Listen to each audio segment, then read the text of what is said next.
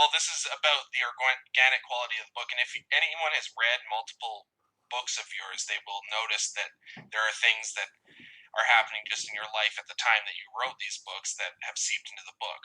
But one of the things too, in terms of character development, and we'll get to the character of Big Frank too, which I think, along with Gino and Manny, is the most complex and interesting character in the book. But there is a masterful scene about midway point through the book, which begins with an argument between Vito and Angela Vincetti. Yeah. And at first it starts like nasty bickering, and eventually it transitions to the whole family involved in one way or the other in this argument. Yeah. And it starts with, the usual insults, him calling her a cunt, and she saying fuck you to him. And then it involves Antonio, who is a character that does not speak up until that point.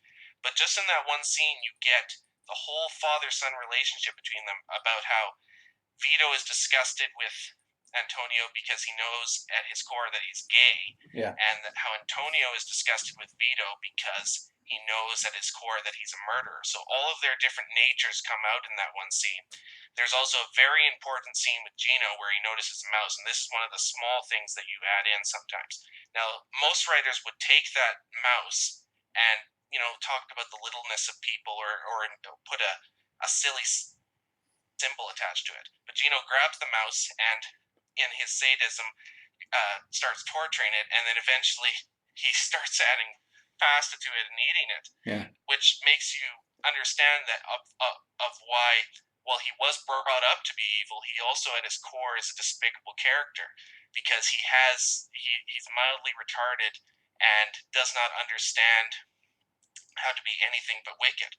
You also get the genesis of why Vito is disgusted with Aldo, the fact that Rocco, although he is egging his father on, eventually steps in to protect his mother, who his father is beating. And then you get a pretty retching scene too, where Vito takes Antonio into the bedroom, closes the door, and we don't get to see the beating, but this is very interesting. You kind of hear it, and the way that you structure that scene, you don't get to see the scene just like as a film would, but you know what's happening.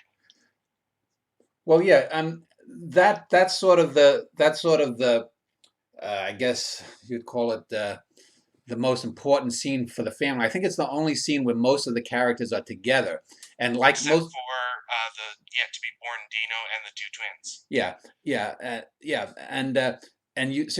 you get I think at that this is probably, let's see, I think Gino was born in 57, and so he's probably 4 maybe, so this may be 60, 61. And the thing is, he taught so you get the whole interplay, because Antonio in the present day of the novel is gone. He's gone off, and he's now presumably a pedophile priest. So he's also evil in a different way. Rocco, for example, the oldest brother, we see early in the book, is already in jail because he already made it into the Maravelli family. And like his father, he did some dopey stuff. The whole family is a bunch of morons, basically. Essentially, yes. Dino is relatively the best. Yeah. Angela, we see how she becomes a lush, and she sleeps with all men after her husband is carted off to jail.